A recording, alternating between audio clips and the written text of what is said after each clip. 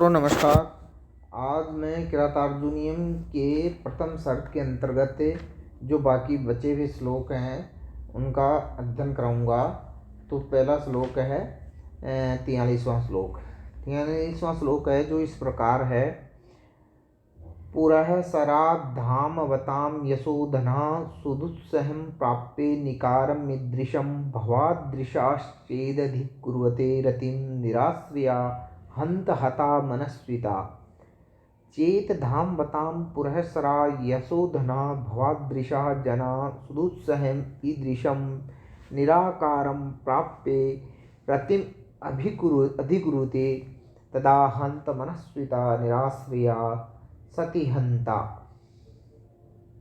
धामवताम तेजस्वी लोगों में, पुरःसरा अग्रगण्य, यशोधनः यश को ही परम धन समझने वाले, भवादृशा आप जैसे सर्वसंपन्न लोग भी, सुदुस्सहं असहनीय, ईदृशम इस प्रकार के, निराकारम शत्रुकृत अपमान को, प्राप्य पाकर, चेत यदि रतिम संतोष को, अधिकुरुते धारण कर लेते हैं तो हंत खेद की बात है कि मनस्विता स्वाभिमान की भावना, निराश्रया आश्रयहीन होती हुई, हता नष्ट हो गई। अर्थात तेजस्वी लोगों में अग्रगण्य, कीर्ति को ही परम धन समझने वाले आप जैसे लोग भी अति सुदुस्सह ऐसे शत्रुकृत अपमान को प्राप्त करके अगर शांति प्राप्त करते हैं तो खेद है कि अभिमानता आश्रयहीन होकर नष्ट हो जाएगी। अर्थात शत्रुकृत अपमान को पाकर भी आप जैसे स्वाभिमानी पुरुष शांति धारण करते हैं तो अभिमानता को कहीं भी आश्रय प्राप्ति नहीं होगी, फलस्वरूप वह नष्ट हो जाएगी। अर्थात यहाँ द्रौपदी की स्वाभिमानता प्रकट हुई है। वह युधिष्ठिर को कहना चाहती है कि आप तेजस्वियों में श्रेष्ठ तथा यशोधन हैं, अतः आपको शत्रुकृत अपमान को सहन न करके उससे प्रतिशोध लेने के लिए उद्यत रहना चाहिए। यदि आप जैसे प्रतापी व यशस्वी राजा भी इस प्रकार शत्रुकृत अपमान को सहन करेंगे तो फिर स्वाभिमान को कहीं आश्रय ही नहीं मिलेगा। स्वाभिमान को कहीं आश्रय, इस कथन के द्वारा द्रौपदी ने एक कुशल मनोवैज्ञानिक की तरह युधिष्ठिर के शौर्य एवं स्वाभिमानता को उद्दीप्त करने का प्रयास किया है। अब इसकी जो संस्कृत व्याख्या है वो इस प्रकार है। चेत यदि धामवताम तेजोवताम पुरःसरा अग्रगण्यः यशोधना कीर्तिविता भवादृशा त्वादृशा सुदुस्सहं अति दुस्सहं ईदृशम एवं विधम निकारम शत्रुकृत तिरस्कारम प्राप्य लब्ध्वा रतिम तुष्टिम अधिकुर्वते अंगीकुर्वन्ति तदा अंगीकारे कृते हंत खेदे मनस्विता स्वतंत्रता निराश्रया निराधारा सती हता मृतेति। इसमें जो विशेष है वो इस प्रकार है। पुरः सरन्तीति पुरः सरा धाम विद्यते तेषां ते धामवतः तेषां धामवतां यशांसि एव धनानि तेषां येषां ये ते यशोधना निर्गतः आश्रयो यस्या सह निराश्रया मनस्विनो भावो मनस्विता प्राप्य प्रआप्ल्यप अधिकुरुते अधि उपसर्ग पूर्व क्री धातु से लट लकार और झी हुआ है। पुरःसरा पुरः श्री ट सुदुस्सहं सु उपसर्ग और दु उपसर्ग पूर्व सह धातु से नमूल प्रत्यय हुआ है। हता हन धातु से कतः प्रत्यय हुआ है। अब अगला जो श्लोक है वो इस प्रकार है। अथ क्षमामेव निरस्त विक्रमश्चिराय पर्येषि सुखस्य साधनं विहाय लक्ष्मीपति लक्ष्मकारमुकम जटाधर संजुहुधीहे पावकम। अर्थात अथ निरस्त विक्रमः सन चिराय सुखस्य साधनं क्षमा एव पर्येषि तदा लक्ष्मीपति लक्ष्मकारमुकम विहाय जटाधर सन इह पावकम जुहुदी। अथ और यदि निरस्त विक्रम है, पराक्रम से रहित होकर चिरकाल तक सुख से सुख का साधनम उपाय, क्षमाम एव क्षमा शांति को ही प्रियेशी मानते हो तो लक्ष्मीपति लक्ष्म, राजा के चिन्ह कारमुकम, धनुष को विहाय छोड़कर जटाधर सन जटाधारी तपस्वी बनकर यह यहाँ पावकम अग्नि में जुहुदी हवन करो। अर्थात युधिष्ठिर की क्षमाशीलता पर व्यंग्य करती हुई द्रौपदी युधिष्ठिर से कहती है कि यदि पराक्रम रहित होकर चिरकाल तक सुख का साधन क्षमा को ही मानते हो तो राज चिन्ह धनुष को छोड़कर जटाधारी तपस्वी बनकर यहाँ वन में अग्नि में हवन करो। अर्थात क्षत्रियों के लिए तो शत्रु का प्रतिकार करने के लिए बल का प्रयोग करना ही पड़ता है। यदि आप क्षमाशीलता को त्यागना नहीं चाहते हैं तो राज चिन्ह धनुष का त्याग करके तपस्वी ही बन जाना चाहिए। अर्थात शत्रु द्वारा तिरस्कृत होने पर भी शांति प्रियता राजाओं के लिए उचित नहीं है, इससे उनकी कायरता ही प्रकट होती है। इसी आशय का उल्लेख करती हुई द्रौपदी यहाँ युधिष्ठिर की शांति प्रियता को देखकर उन्हें कटु शब्दों में कहती है कि यदि आप क्षमाशीलता को ही सुख का साधन मानते हो तो राज चिन्ह धनुष का त्याग कर दो तथा तपस्वी बनकर यज्ञ करो, क्योंकि पराक्रम प्रदर्शन से घबराने वाले राजा के हाथ में धनुष शोभा नहीं देता है। राजा से तो यही अपेक्षा की जाती है कि वह शत्रुओं से प्रतिशोध लेने हेतु युद्ध करे, तभी उस धनुष धारण की सार्थकता है। अतः राजा को धनुष धारण करके क्षमा के द्वारा उसे लांछित नहीं करना चाहिए। क्षमा तो मुनियों का धर्म है, राजाओं का नहीं। इस पद्य में अनुप्रास अलंकार है और इसकी संस्कृत व्याख्या है जो इस प्रकार है। अथ यदि निरस्त विक्रम पराक्रमहीन सन त्वं चिराय चिरकालम सुखस्य आनंदस्य साधनम सहायकं काम क्षमाम एव शांतिमेव प्रियेषि अवगच्छसि तदा लक्ष्मीपति लक्ष्म राजचिन्हम कार्मुकम धनु विहाय परित्यज्य जटाधरः जटिलः तपस्वी सन भूत्वा ये अस्मिन् वने पावकम अग्निम जुहुदी होमम कुरु निरस्तः विक्रमो येन सह निरस्त विक्रमः लक्ष्म्यः श्रियः पतिः लक्ष्मीपतिः लक्ष्मीपतेः लक्ष्म इति लक्ष्मीपति लक्ष्म जटाम धरतीति जटाधरः प्रियेषि परि उपसर्गपूर्वक इन धातु से लटलकार होकर के सिप होकर के प्रियेषि बना है। विहाय वी हा धातु से वी उपसर्गपूर्वक हा धातु से लेप प्रत्यय वाकत्वा के स्थान पे जुहुदी हु धातु लोट लकार मध्यम पुरुष एक वचन का रूप है। अब 45वां श्लोक इस प्रकार है। न समय परीक्षणम क्षमं ते निकृति परेषु परेषु भूरि धामनः अरीषु हि विजयार्थिनः क्षितीशा विदधति सोपपधि संधि दूषणानि निकृति परेषु परेषु भूरि धामनः ते समय परिरक्षणं न क्षमं हि विजयार्थिनः क्षितीशः अरीषु सोपधि संधि दूषणानि विदधति।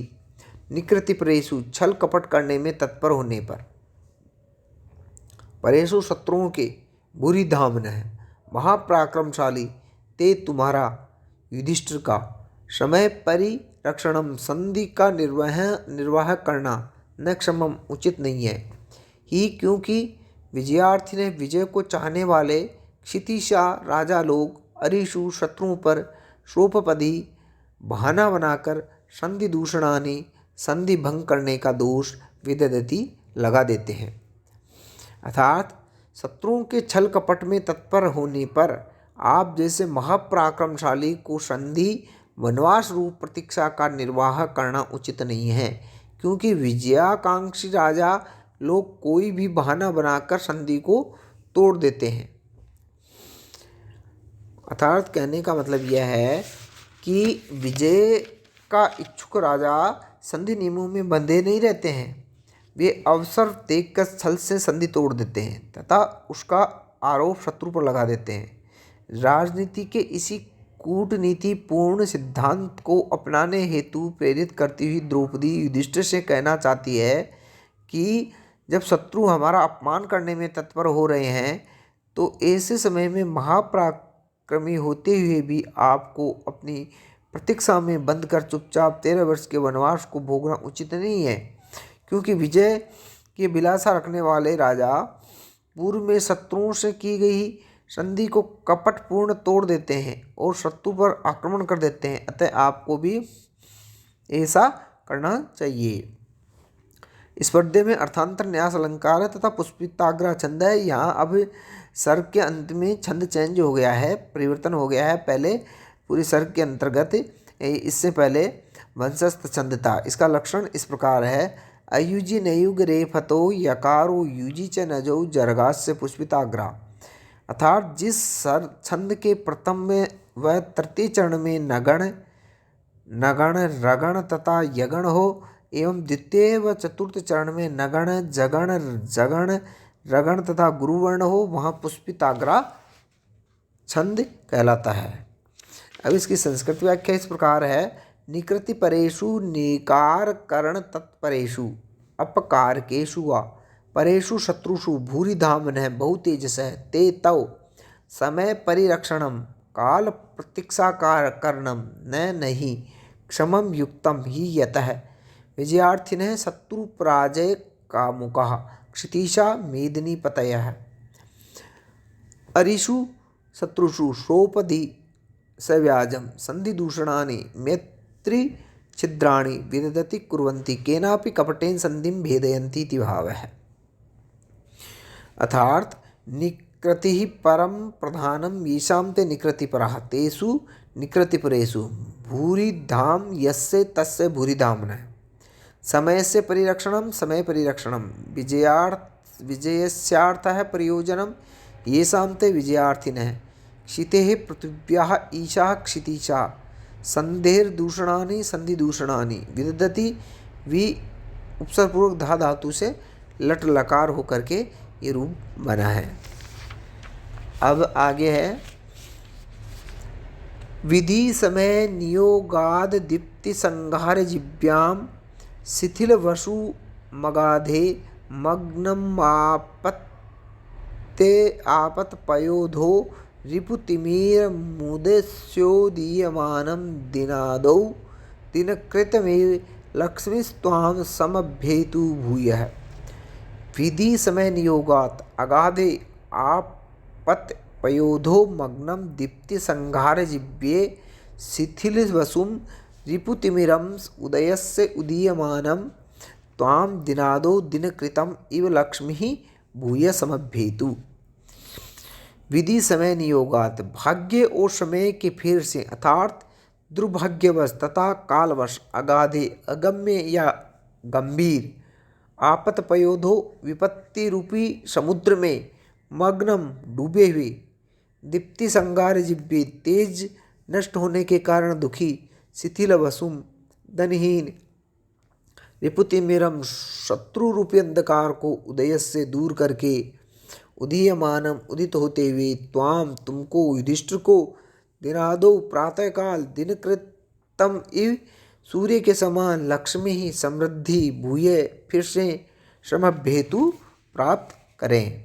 अर्थात भाग्य और समय के दुरतिक्रमणीय होने के कारण अगम्य विपत्ति रूपी समुद्र में डूबे हुए तेज के विनाश से खिन्न मन वाले समृद्धि रहित तथा शत्रु रूपी अंधकार को दूर करके उन्नत होते हुए आपको राज्य लक्ष्मी उसी प्रकार प्राप्त हो जैसे प्रातःकाल सूर्य को शोभा प्राप्त होती है। यहाँ युधिष्ठिर की रात्रि में शोभाहीन सूर्य से समानता की गई है। सूर्य से समानता की गई। जिस प्रकार रात्रि जनित अंधकार को नष्ट करके प्रातःकाल सूर्य पुनः शोभा को प्राप्त कर लेता है, उसी प्रकार वनवासी व राज्यहीन युधिष्ठिर के लिए मंगल कामना की गई है कि वह भी अपने पराक्रम से शत्रुओं का विनाश करके पुनः राज्य लक्ष्मी को प्राप्त करे। यह पद्य सर का अंतिम श्लोक है जिसमें कवि ने मंगल सूचक लक्ष्मी शब्द का प्रयोग किया है। इस पद्य में उपमा अलंकार है तथा मालिनी छंद है। इसका लक्षण है न न मैं ययुतेयम मालिनीर भोगिलोके ही। जिस छंद के प्रत्येक चरण में नगण नगण मगण और यगण यगण और अंत में दो यगण मतलब नगण नगण और मगण के बाद में दो यगण हो वहाँ पर मालिनी नामक छंद होता है। अब इसकी संस्कृत व्याख्या है वो इस प्रकार है। विधि समय नियोगात भाग्य कालयोर दुरतिक्रमणीयत्वात् अगाधे दुस्तरे गंभीरे चे आपत्पयोधौ विपत्ति समुद्रे मग्नम निमग्नम दीप्ति संगार जिव्यम तेजो विनाश खिन्न मानसम शिथिल वसुम निर्धनम त्वाम युधिष्ठिरम दिनादो प्रातः काले दिनकृतम इव सूर्यम इव लक्ष्मी समृद्धि भूयः पुनः समभ्येतु प्राप्नोतु। अब इसमें विशेष इस प्रकार है। विधिर विधाने देवी च इत्यमरः विधि से समय से इति विधि समयो तयो नियोग है विधि समय नियोग है तस्मात् विधि समय नियोगात् दीप्ति संगार तेन जिव्ये दीप्ति संगार जिव्ये तम दीप्ति संगार जिव्यम शिथिलानि वसूनि यस्य तम शिथिल वसुम आपत्पयोधिरिव तस्मिन् आपत्पयोधौ दिनस्यादि दिनादि तस्मिन् दिनादौ। अब ये किरातार्जुन नियम का जो प्रथम सर्ग है समाप्त हुआ। तो इस प्रकार किरातार्जुन नियम के प्रथम सर्ग के अंतर्गत आप पे क्या है जो श्लोक हैं उनकी व्याख्या को और हिंदी व्याख्या संस्कृत व्याख्या और जो व्याकरण आदि विशेष हैं समास है व्याकरण है छंद है अलंकार है ये मैंने आपको बताए। और इसके अंतर्गत रस कौन सा है ये सब चीज़ें मैंने आपको बताई पूरे सर्ग का अध्ययन करवाया और इनको आपको ध्यान से पढ़ना है श्लोकों को व्याख्या को ध्यान से करनी है। तो अब किरातार्जुन नियम का प्रथम सर्ग जो है जो समाप्त होता है। थैंक यू धन्यवाद।